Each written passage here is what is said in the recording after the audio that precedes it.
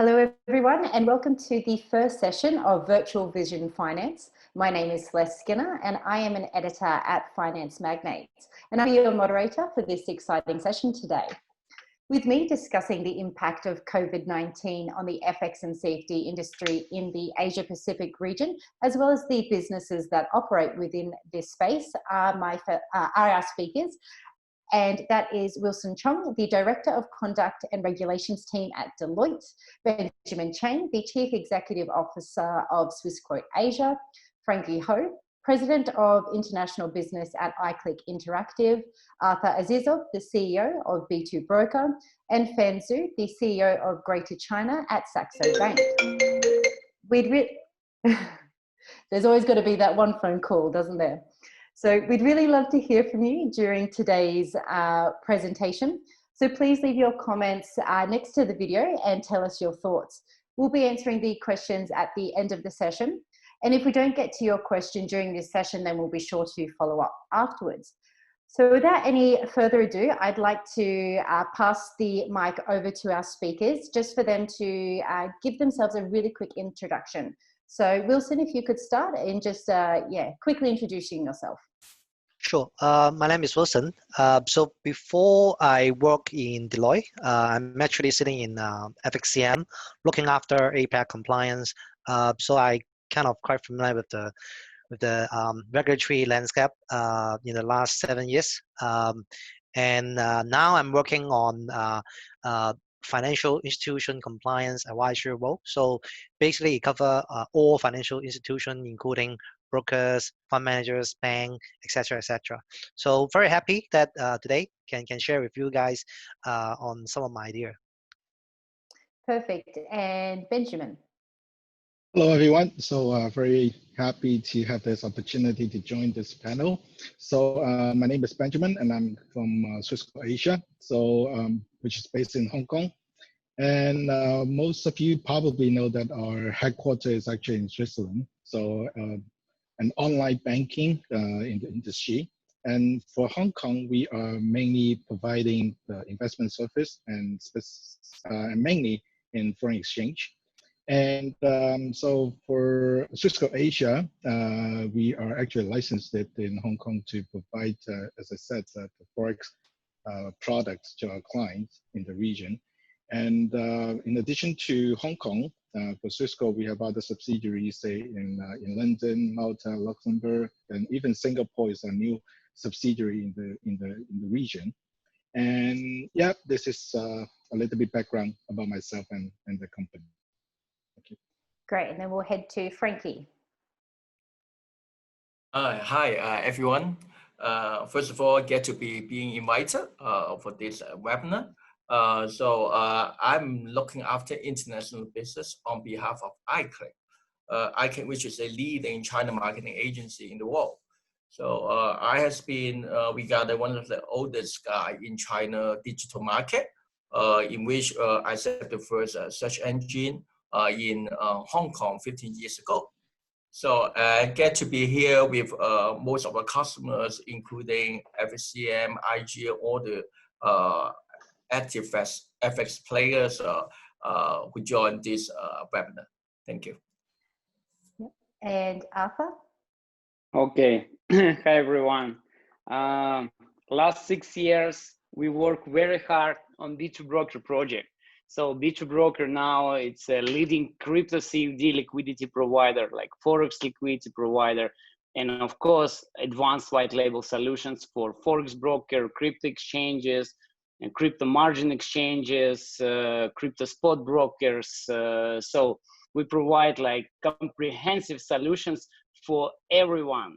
And now, I don't know, like the clients from around the world, and they use our products. So last month, I guess we reached more than 200 institutional clients. So hi again, everyone, and thank you for inviting me here. So I will be very glad to introduce like my opinion on this situation. Perfect. And last but not least, Fan, can you introduce yourself quickly? Yes, hi, my name is Ben. First of all, thank you for giving me the chance. I right now work for Saxo Bank. Saxo Bank, as you guys might know, it's a multi-asset platform that we support more than 40,000 instruments across the world, and we have offices, especially mostly in Europe. Actually, in this region, in addition to Hong Kong, we also have offices in Singapore, Australia, and Tokyo. And also we have something else in India as well. Of course, in Europe, we cover London, Luxembourg, and Denmark, of course. Myself, I used to work on insurance, on banks, but mostly in trading, though, and investment. That's my background. I'm very glad to be here to share my thoughts. Thank you. Perfect. Well, thank you all for joining me today. And whose ever phone went off before, can you please turn it on silent? Thank you. And let's just jump straight into the conversation. And obviously, we're going to start off by talking about the coronavirus pandemic, which has obviously had a really big impact on the global economy. And we're obviously going to continue to see the after effects of this virus for some time to come. And the APAC region, of course, is no exception. And the virus has taken a toll on businesses and effectively changing the way we work. So I'd really like to start on that vein and taking a look at how COVID-19 has influenced the actual day-to-day operations of companies. So I'll direct this question first to Frankie. And obviously I encourage all the other panelists to share their experiences as well. But how has coronavirus changed the way that you work, Frankie? Firstly, to be honest, when we talk about COVID-19, most of the guys in advertising feel no good because in short term, we all get suffered. Because of the slowing down of commercial activities, we can find there's a big job in advertising budget, in agency revenue, so it's really painful for our lives. But in long term, we found that there may be something good for us. Because firstly, now more people understand digital marketing is something indispensable in implement a successful marketing campaign. So even some of the very traditional merchant or shops, they now need to see their ways how to survive in the online arena. So it's something good news for us. But of course, how to implement a effective marketing online campaign is another challenge. It is especially with the COVID-19, many marketers come to us saying that, okay, I'm no longer a typical travel or luxury brand. So instead of doing anything on branding, I wanted to do something on a more like performance space, with strict KPIs. So, but I think overall, based on the digital ecosystem, I would say in long term, it will be even more beneficial, for the online marketers. At least being one of the part of being a typical online digital agency. So we find, more and more clients come to us. So it will be something good in long term. And Arthur, I'll direct this next question to you. So a lot of companies within our industry have offices all across the world, such as B2 Broker. And because of this, we've already had a bit of an advantage as we're used to communicating virtually instead of always being face-to-face with our colleagues. So for B2 Broker, have you found this to be the case? And has it helped your company continue operations despite the challenges that COVID-19 has brought? Yeah, thank you for a question. First of all, I would like to say that, of course, this is like an unhappy situation for whole world. But fortunately, for Forex industry and for crypto industry, for payments industry, for all these industries, this is fortunately very good situation. I don't want to be rude, yeah, but this situation made huge impact on the industry in terms of online business, online trading, online transactions. And if we are talking specifically about our company, before that, we had 7 offices around the world. like Moscow, St. Petersburg, Hong Kong, London, Minsk, and so on, Cyprus. So, and we were hiring developers because right now we have in our team around 135 people, something like that. And of course, like most of them, they are developers. And before all this situation, we were hiring developers only to the office. And then when the first, I remember it was January, and when our Hong Kong team, they said us, guys, look, we have a situation here, like it's very dangerous, and Hong Kong government, they actually issued some warning notifications that everybody has to move to the home and start remote work. And at that time, I do remember that everybody in Moscow, in Cyprus, in Europe, all these companies, they were thinking that, it's somewhere there. It will not affect us, definitely. And many people even, they were thinking that in Asia, they do somewhere something there, and we have nothing to do with that things. And of course,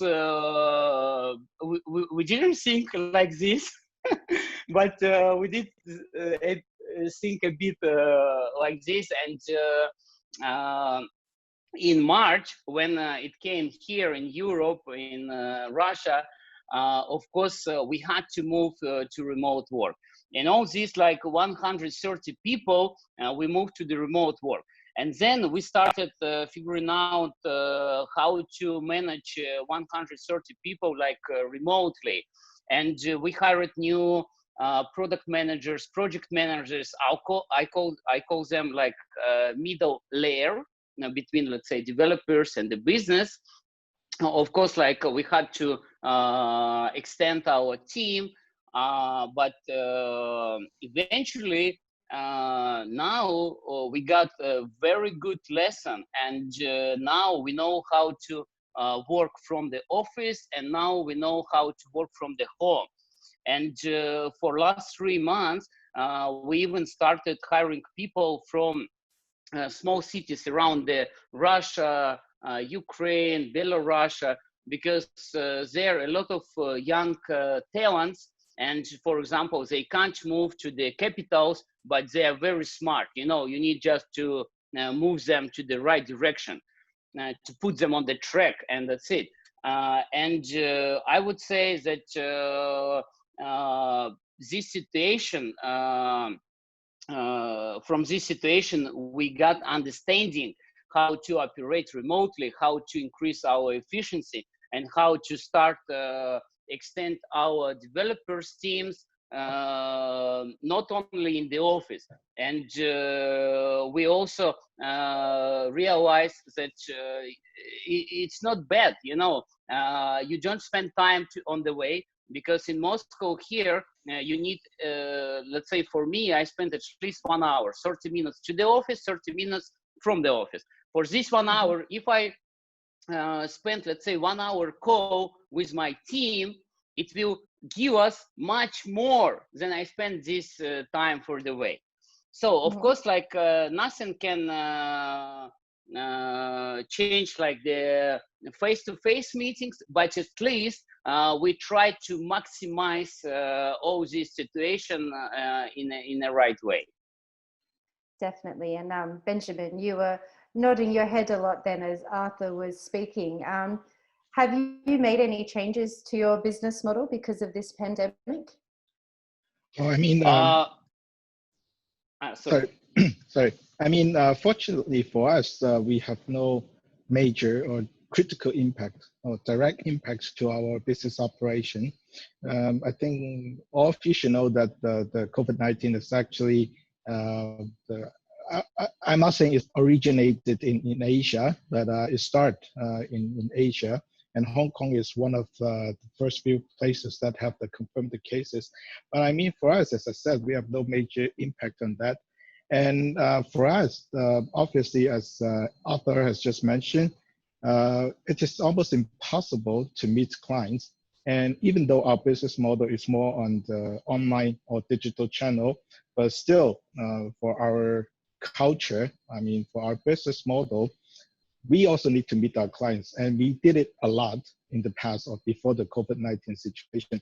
And now, and even right now, we have no way to meet our client. And I think this is the most challenging part. And I think with this infrastructure, with Zoom, as at the beginning of this webinar, we all discussed about it, and everyone is actually very familiar with this kind of meeting tools. And I think we will be relying more on this kind of tools to meet our clients. And for Swissquote, I think our advantage is actually before the COVID-19 or way before this pandemic, we have actually the practice of work from home. Obviously not from Hong Kong, but in our in our headquarters in Switzerland, we have the work from home for all departments, from IT, from back office, even from sales. So we get used to this kind of practice. But again, in the current situation, I would say that the impact is actually just make us kind of inefficiency. That because we couldn't meet our clients, but overall, I would say that there's no major impacts to us. And given the current situation due to the COVID-19, we should all see that the market is pretty volatile.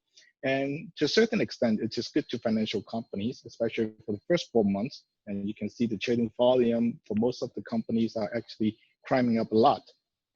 But so I would say that this is a good lessons that we learn, and no matter it's from the business side or from more kinds of business structuring, also is a good lessons for us. Perfect. And Fan, what has your experience been at Saxo Bank? How's Saxo Bank been navigating this definitely unprecedented event? It's a very interesting situation. Previously, we've been talking about going digital, for quite some time, and we have been working from different places for a long time. As you know, that we have a global coverage, and a lot of our development is already done in different places, and we've been working remotely. But this one is forcing everyone to stay at home, and then you cannot meet your client, and you cannot even see your colleague. Sometimes you hate your colleague, but sometimes you love them. Usually, you prefer to have frequent contact with your client and of course also colleague. But this event has been forcing us to adapt to a new way of working, and we've been adapting quickly.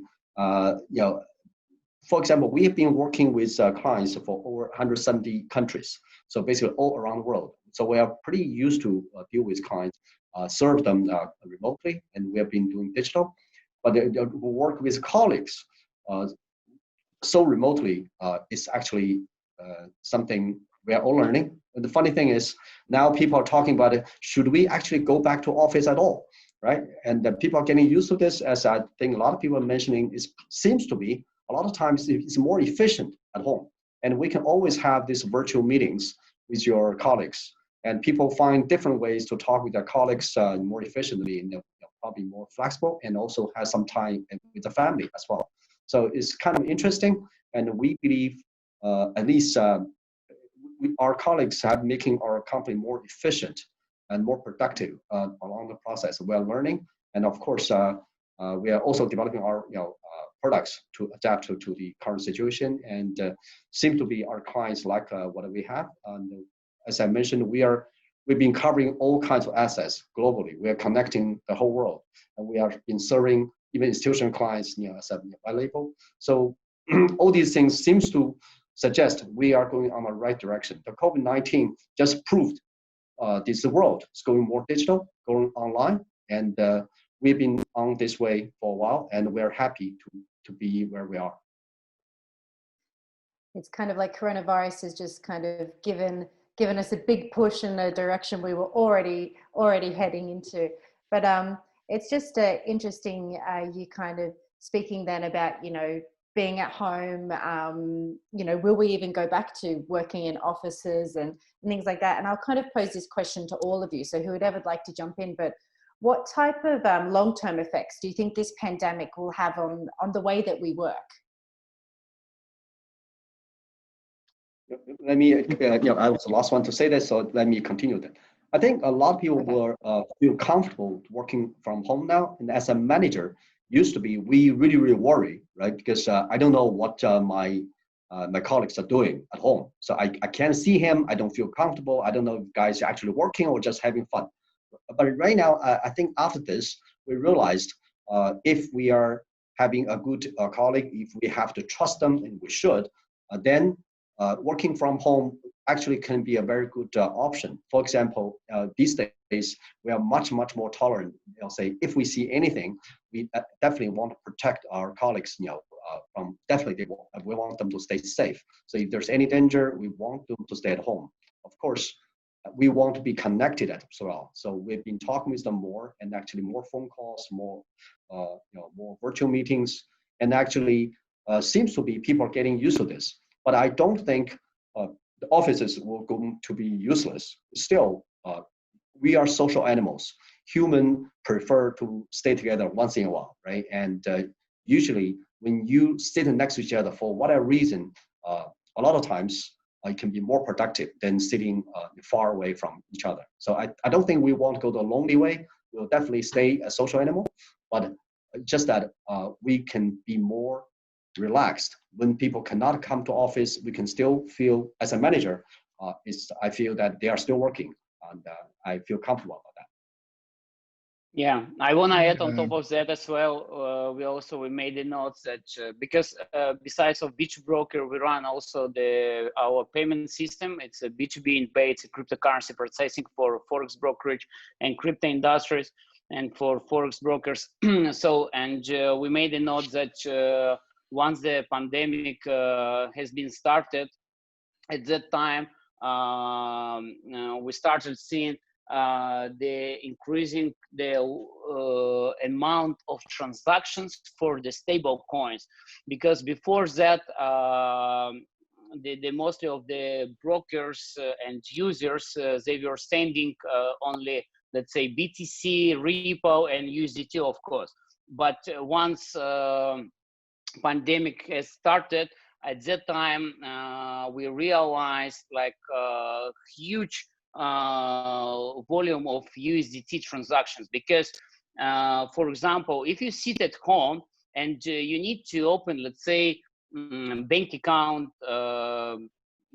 I don't know, let's say remotely, so it's so difficult to do that, and I would say it's almost impossible.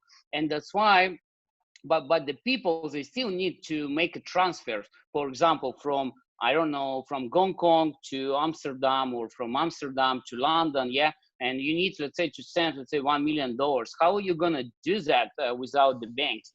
And that's the case when the people, they started figuring out how it works. And for last, let's say, 3 months, our turnover through our payment system has been increased more than 200%. 200. So it's really big numbers, and we realize that people they already started using crypto, not just for fun. How many people they did it before?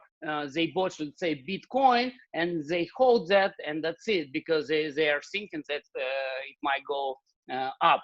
But they started using it for the real cases, for the real reasons, you know. And this is also made impact on the whole cryptocurrency industry. And right now, the China government, they are thinking to issue digital RMB, right? So it's gonna bring huge impact on whole world, because United States, once the China will do that, United States will do that right after them, because they can't lose opportunity. They can't lose their own edge. So that's why it will start the new completely new world. Even like the French government, they are thinking to issue the fiat currency based on blockchain. And after that, like every country will start doing this. And and what I want to say, the last thing, that now time already has changed, and the old things which were implemented, let's say 10 years ago, it was now it's much faster. So for example, what we could see let's say 10 years ago, and it was implemented in, let's say, 3-4 years, now things much faster. And I guess, like, my prediction that in 2-3 years we will be using only crypto for the settlements between banks, between users, between everything. No matter it's going to be regulated crypto or like fiat government-based crypto, or just decentralized crypto. No matter, just the blockchain at all. Well, that's definitely an interesting prediction. So I'm sure we'll all be interested to see where we are in 2 to 3 years. And Benjamin, I think Arthur did just jump in straight before you. Was there anything else you wanted to add? Yeah, I mean, we were talking about if there's any long-lasting influence, on the operation. And first of all, I have to say I don't like working from home or working outside the office. And so I will try to avoid the comment made by Fang, so that my colleagues will not be knowing your position on that. But the reason that I don't like working from home, first of all, I have to say that I'm optimistic that I don't see that this will have a long-lasting, negative influence on the operation. But I think on the good side is that this is a very good opportunity to prove our contingency plan.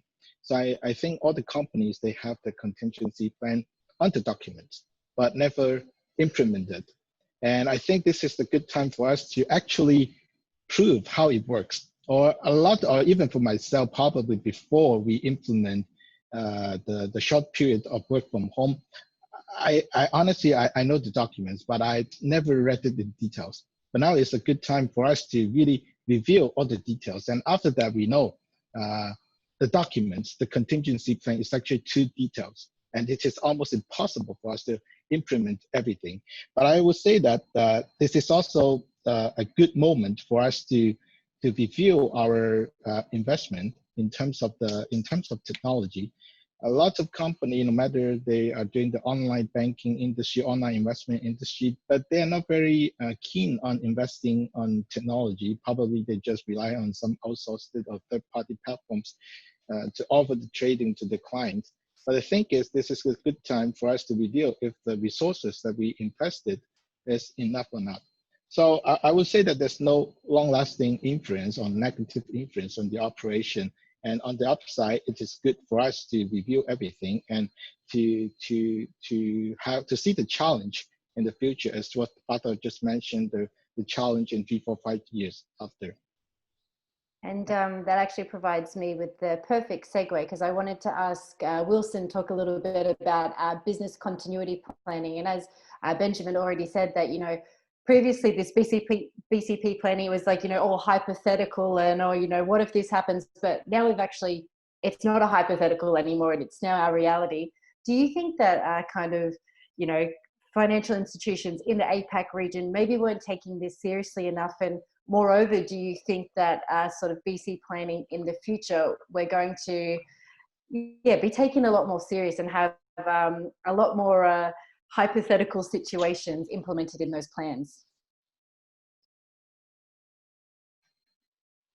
Right. So I think for the BCP plan requirement is not really new requirements, but I guess not specific to the COVID-19, but before we have so many high-profile cybersecurity incidents, people and regulators in specific, they are more concerned about, as a big organization, you are holding so many financial data, you are providing the service to the customer, specifically for FX, 24 hours trading, how you can make sure that the system will be operating all the time.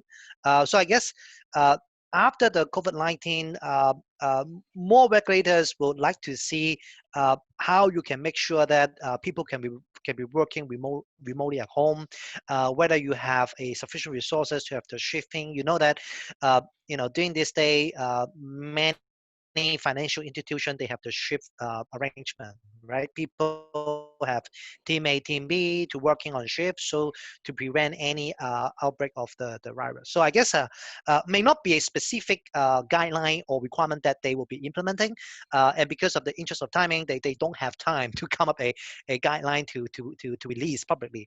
But I guess after all this pandemic over, I think they will put it in the one of the item that they would like to see from the license firm when they do the on-site review. You know that no matter you talk about, you have license in Hong Kong, Singapore, audit or inspection anyway. So I'm sure that there will be one of the things that they would like to see, no matter which country you are sitting in. Definitely, and I'll direct this to Frankie because we've talked a lot about how certain things have become a lot harder, such as meeting to clients face to face. But on the marketing side, how has that changed as a result to everything needing to be online now? I think interesting questions, especially we receive a lot of calls from forex players, because when the economy is good, some of the players, they heavily count on the IB, the intermediate brokers, to make their business. But with the COVID-19, to be honest, just like you use the virtual tools, the web meeting to monitor your staff, some of the brand owner, they don't find very comfortable just counting on the channels or IB.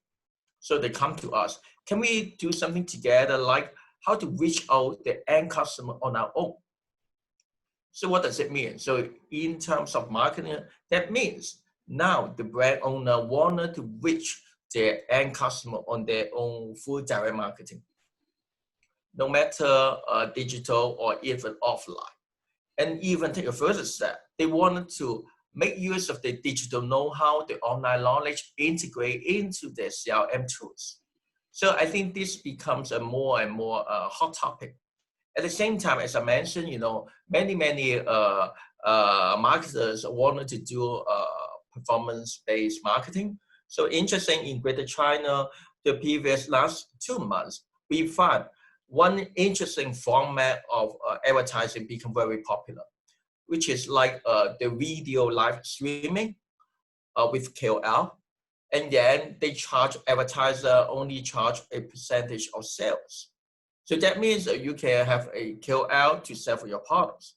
And the total advertising cost is only charged on how much they sell for you. So it becomes more and more complicated in Greater China.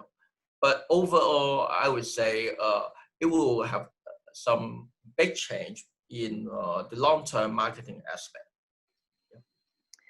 Okay, and the part of this panel as well is obviously we're kind of looking at what next, and we've already kind of spoken a bit of what might be next for companies, what might be next for the way we work. So I'd also like to look a little bit of what might be next in terms of regulation in the APAC region.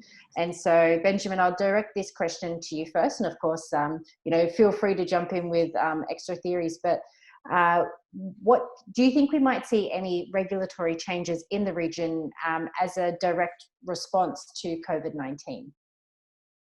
Well, I mean, if I will personally think that some rules or the regulation, particularly say in Hong Kong probably, will be more focused on the business operation in terms of how it works remotely. As we have been discussed for many times in this panel, that it is impossible for us to meet clients. It means that it is no way for business. It's no way to do the business. So you cannot meet client, you cannot open account, you can't do anything. So I think that it could be a trend, or probably Wilson could have his professional idea. But I would say that the regulators probably should be more focusing on how to make it easier or more efficient, or to make it legitimate to develop for a financial company to do the business development remotely, instead of the traditional way, especially say in Hong Kong, our say the client onboarding procedure is very traditional. You have to meet the client, you have to see the client to sign documents, and we have to receive the physical documents. Yeah, that's true that the regulation here in Hong Kong has a little bit relaxed, so you can do some kinds of online or digital onboarding. But I would say 80 or 90% of the procedure is still very traditional way. And I think this is a good time or wake-up call to the regulator to be more focused on how to have a new rules that could make it possible for the financial company to do, as I said, to onboard client remotely. But I'm not sure if that is the consideration from the regulator or not. But from a financial company's perspective, I think this is something we are looking forward. And Wilson, do you have anything to add to that? Right. So I think for specific to the FX and CFD sector, as you guys all know, you have offers across the group. This sector is a very unique sector that the licensing requirement is very different across different regions, as opposed to, let's say, securities markets. The licensing requirement is very similar, but for FX CFD, there are a big variance between different countries. And to be honest, the regulatory challenge will be very, very different. For people, let's say you have the business in China, you know that the last 2 or 3 years, the regulator is very, very aggressive in having a higher scrutiny on this sector, as opposed for people in Europe, in Australia, what they are facing is the more restriction on the product itself. For example, leverage, disclosure, and then globally, each regulators nowadays, they're watching to each other. They copy each other, the regulatory requirements. They don't want to fall behind, right? Last 1 or 2 years, ESMA is focusing on the disclosure on the client losing ratio, the leverage restriction on different currency pairs. We see other regulators, they follow the same, right? We see that Australia, they should implement a new rules last year, the product intervention powers, which they implemented, not specific to this sector, but they mentioned that if they want to apply in different sector, let's say for FX, we expect that they will kind of stringent the leverage requirement. So it's kind of similar to what ESMA was doing, right? Hong Kong, I would say that a little bit lag behind compared with other regulators because FX CFD sector is comparatively smaller compared with securities, future trading, fund managers. That's why this year they just released a circular having a survey about the 40 brokers that they have in Hong Kong, how they have been doing the business in Hong Kong, and what they're expecting the licensed firm should be doing as a good practice. So I guess the COVID-19 has been slowing down the progress of what global regulators is doing, because last couple of years, you know that regulators, they are very, very focused on this sector. They kind of brainstorm and then initiate a lot of additional requirement that we never see before 10 years ago, right? And then this COVID-19 actually kind of slowed down the thing because they have so many other priority items that they have to focus, right? Let's say bank, right? Whether they will implement the Basel III, they said that they extend 1 more year. And then others additional requirement that we see in Hong Kong, they also consider about extending the deadline as well. So I guess good or bad, I think more positive side is you have more room to keep the current state. And then, but in the very long term, I think once they pick up the agenda, they eventually will still following the path on how other regulators is doing. Make sure they don't fall behind. But other than the product intervention powers, leverage restriction, I don't think there is any significant change on the regulatory landscape in the coming 1 or 2 years. Especially China, I think the standing point will be very similar. It's just a matter of whether they will put that as a focus. When they have so many items on the agenda, they have to put priority. For example, they have to make sure the economic recover, right? So that will be kind of my thought about the regulatory landscape globally. So basically, coronavirus has maybe provided a bit of relief for brokerages and financial institutions operating. They can catch their breath before the regulators come right in. I would say so. Perfect. And does anyone else, Fan, Arthur, Frankie, Yeah, actually, anyone else? yeah. Also, I agree with the comments of the guys, and actually, we see even because we have like 4 or 5 different licenses around the globe, and right now this situation forced all the regulations to give like permission to the companies to start doing KYC through the video. And for example, before that, we were using only like World Check, World Compliance, and so on. But now we bought several software from different companies who do this like QIC systems, and we started doing like QIC for our clients from the video, for shareholders, for directors, for like authorization faces, yeah, who can sign the document on behalf of the let's say director or shareholders. And this situation forced it to go deeply to online space, and I would say it's more positive than negative. And the second thing, I also agree with the Frank, sorry, actually, that before that, many companies they how they like advertising themselves and how they attracting the leads.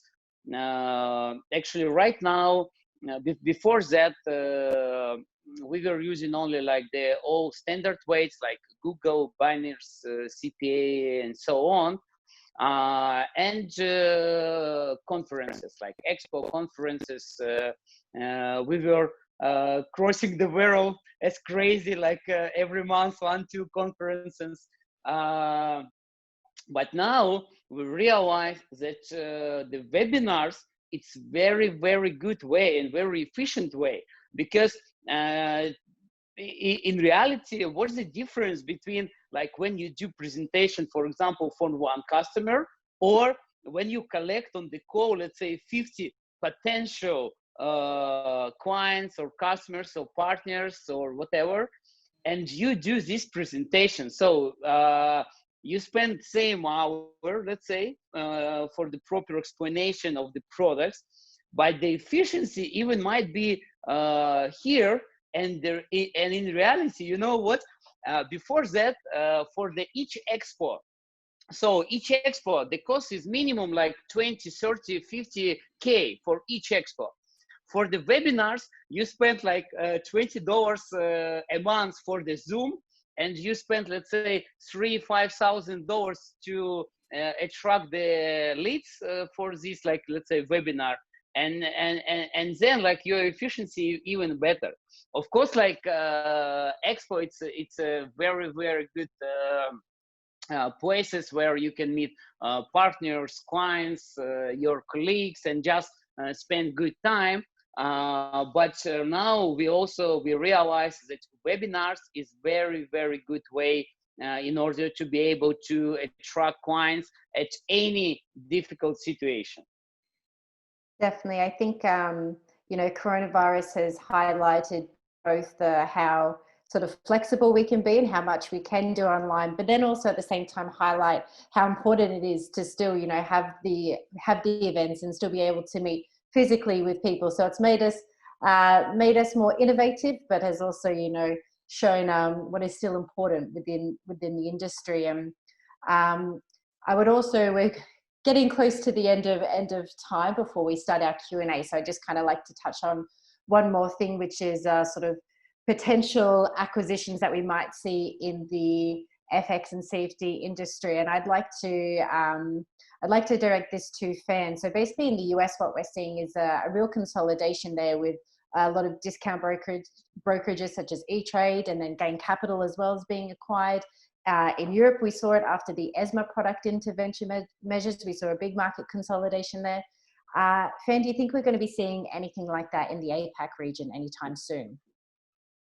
I do believe so, because actually, the funny thing is, when I see E-Trade and Ameritrade go, it's kind of part of the old memory, how this internet age finally came to the to this financial world. I think they are the pioneers in this, and now they are gone. It's kind of sad to see them, but of course, I know it's interesting, but it's the direction. Because I think right now, if you look at Hong Kong, for example, there's many brokers. Most of them are not up to scale. There are a lot of technologies not really to the standard. For whatever reason, they are still around, right? Even the traditional banks, I think a lot of them will face issues. And that's why Saxo Bank has been trying to go digital. We actually, if you look, go to any of our office, usually we have a dinosaur there. We're not saying that our competitors are dinosaurs, really saying if we don't keep evolving, if we don't keep changing, right, to adapt to the environment, we will be like dinosaurs.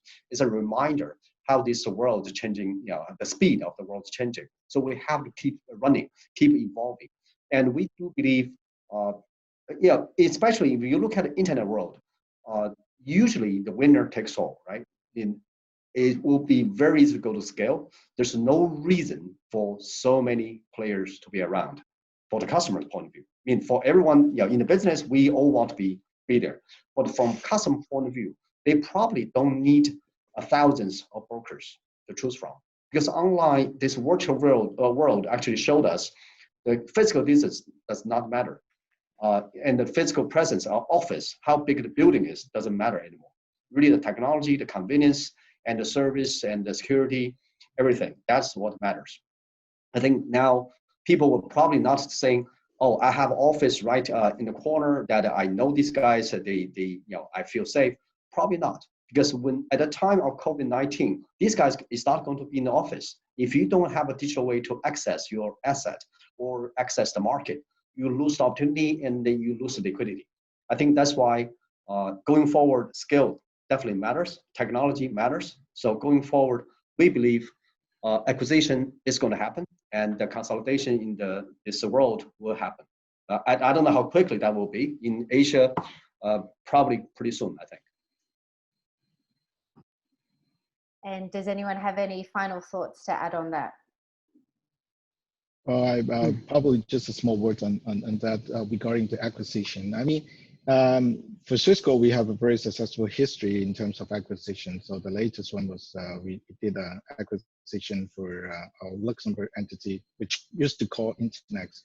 But I mean, in addition to the acquisition of a financial company, which I do agree with Fang that there are lots of brokers on the market that they are not up to the standard, or probably they just have a license or even a platform serving some few clients. So they are not really, and they don't have really a good investment in terms of the infrastructure. So they are not really up to the standard in the 21st century.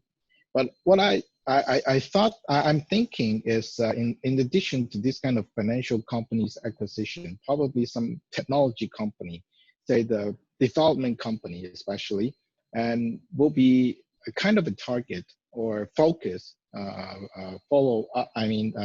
the future, because as we said, the COVID-19 becomes a very good lesson to everyone for them to focus more on investing in technology and enhancing the investment platform. So offering a better infrastructure on the trading platform, for example, becomes more important. And so I'm thinking that probably for acquisition, this kind of a technology company will be a very interesting topic in the future as well.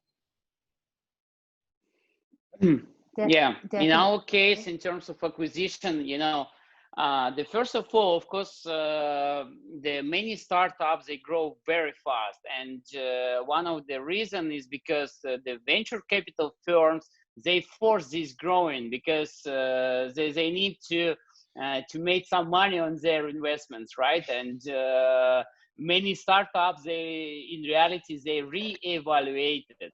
And that's why, for example, when we acquire some of the teams, we actually, what we do, we just, we are looking for the team who has already some products or some like the core system, and we don't need like their company or infrastructure because we have everything. So we just we are happy to invite like other teams to join like our company, yeah.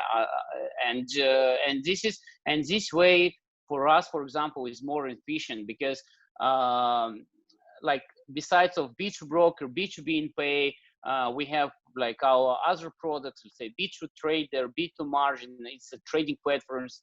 The first one, the B2 trader, it's a matching engine platform for the exchanges who want to run or launch their own exchange. It's a pure matching engine. It's nothing to do with brokerage platform. It's a pure matching engine for the exchanges or for the cryptocurrency exchanges. And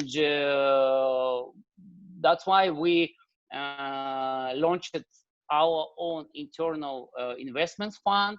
And we do invest to internal products, to internal projects. Yeah, of course, it seems like a separate project, but in reality, it's one group of the companies.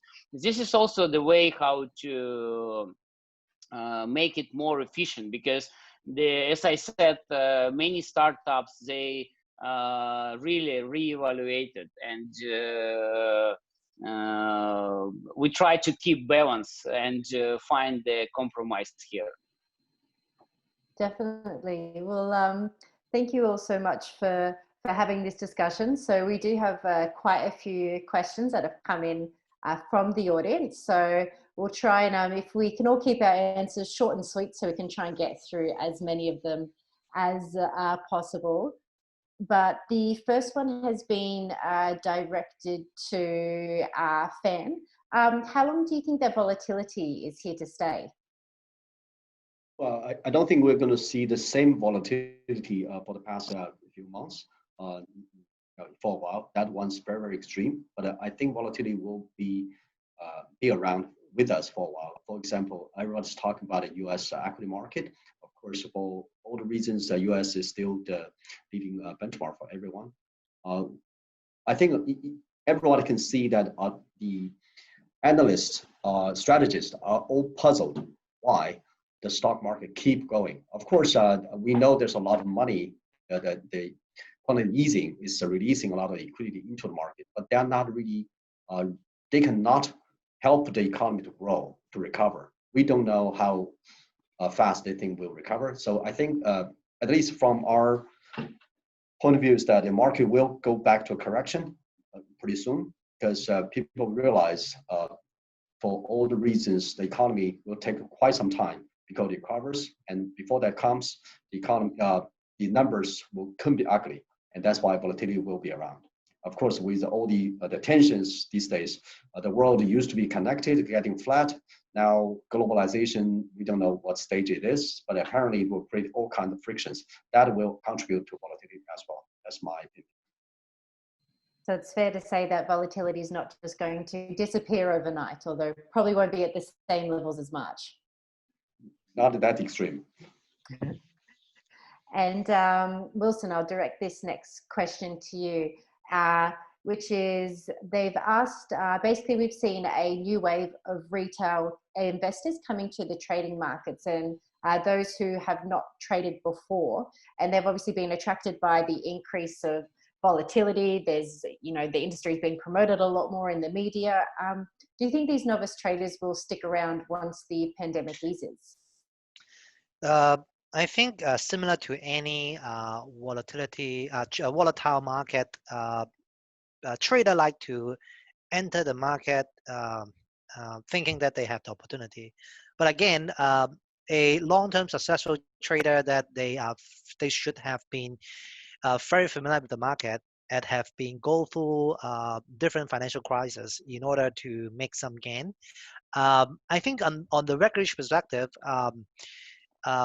more education or training should have been provided, because I guess FX and CFD in general is not a simple product as opposed to stock, because I think because of the leverage. It's very complex for the retail trader to trade. So I guess at the end, I think the regulators will recognize that more training, more stringent suitability obligations should be applied in this sector. But just because a lot of regulators, they're not very familiar with the product. That's why they utilize the similar concept as like stock trading, derivative trading to apply on FXCFD. However, depending on the underlying products, you know, the features of the CFD products could be very, very different. And I think that unless the industry itself can come up a good practice or guide to lead this standard, at the end of the day, the regulator will come into play to intervene. So I think some of the country, I can see that they will corroborate all together to form an industry association, and then come up some guide and also reach out to the regulators proactively to lobbying the standard setting. And I think that will be a more smarter way to play in the local countries. Perfect. And there's another question which I think is applicable to everyone, but I'll direct it first to Benjamin. And it says, what are the lessons learned from COVID-19 as a financial company with a global presence? I mean, for us, I mean, as I mentioned, we have offices around the world. And I think the first thing we learned from COVID-19 is how to share the information to different offices. So at the beginning, when we got the first confirmed cases in Hong Kong, we shared that to our headquarters. And I remember no one knowing what was that about. And we explained to them that how we did the precautious measure. So in Hong Kong, we wear the mask or something like that, and no one actually agreed. But now we have seen that almost everyone in the world, most people in the world, they do this almost the same thing as Hong Kong. So I think the first lesson we learn as a global, as a bank with a global presence is how to share the information. And the second most important thing that we have actually learned is how to share our work. So as I said, for Hong Kong, we don't have a long period of work from home. So we all stay in the office during this pandemic. But say in our other region, say even for our headquarters, we have a long period of work from home. So this becomes a coordination between the headquarters in Hong Kong, how to pass some of the works to Hong Kong or the other subsidiaries to handle to handle it. So I would say these are the key two lessons that we learned during this COVID-19 situation. Perfect. And Arthur, do you have anything to add Yeah, to that? yeah, Some sure. lessons learned? Yeah, actually, you know, what we discussed recently, it was some kind of like, yeah, everything is good, and many companies, they changed their way how to work, how to communicate, and as Benjamin just said, that they learned how to share the information. But it's very important that don't forget about the hackers, because now the hackers, they became super active. They are trying to hack, to steal information. They are trying to hack your companies to take your sensitive data and to sell on the dark net. And this is like many companies, they don't say this, but they already faced these problems. And even big companies and even governments, they faced like these problems. So, and also this situation, it burned it's actually triggered the new positions in the company, you know, securities officers, and before that, let's say in the companies, in the middle-sized companies, there were, let's say, 3 or 4 just you know, maybe engineers, and one of them, he was responsible for this, like, let's say, security infrastructure. But now I guess like this situation will force all companies to make their infrastructure harder, stronger, and more secure. And this is also very, very important. And we don't need to forget about that. What else? And of course, I do agree with the guys that this situation in a long-term scenario, they will force everybody to go deeply to online space. But at the same time, we have seen the huge volume, like for the last 2-3 months, and all the companies, they actually confirm it, that their trading volume have been increased in 2-3 times compared to the previous periods. But this is like huge volatility. It's also, let's say, on the long-term period, because the many people, they lost their jobs, and the many people, they lost the opportunity to make money, because many small businesses, especially the offline businesses, they stuck in nowhere. They really just got affected in a hardest way. Because, for example, if you have a coffee shop, can you imagine, like 3 months, you got to pay salary, you got to pay rent, but you are not making any money, you don't have any revenue. And this area got affected in a huge way. But don't forget, like, the mostly of retail, like good clients, who they are. It's a let's say businessmen for this, from the like small size businesses, like middle sized businesses, and now they also will start to withdraw the money from the brokers and inject this money to their businesses in order to be able to run, at least to keep going their business. So that's why there many analysts they predict that in next 1 year we will see the huge impact on the whole world from economic point of view. And this point we all have to take into consideration and adjust our strategy. Definitely. And we are basically out of time, but Frankie, if you've got just any really quick any other experiences to add, just really quickly. I just want to add one point on top of Benjamin saying that information sharing need to be more efficient.